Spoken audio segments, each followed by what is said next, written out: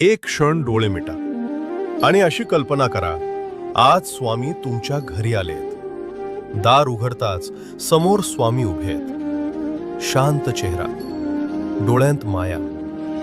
ते आत येतात. कसलाही प्रश्न न विचारता तुमच्या बाजूला बसतात आणि हळूच म्हणतात, तू खूप काही सहन केलेस आणि तरीही तू उभा आहेस. हेच तुझं खरं सामर्थ्य. जे तुटलं ते तुला कमकुवत नाही तर शहाणं बनवतं. जे झालं नाही त्यासाठी स्वतःला दोष देऊ नकोस, कारण योग्य वेळ नेहमी योग्य उत्तर घेऊन येते.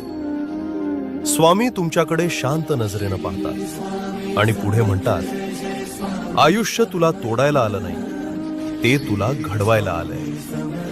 त्या एका क्षणात मन हलकं होतं, श्वास शांत होतो आणि आत कुठेतरी नवी उमेद जागी होते.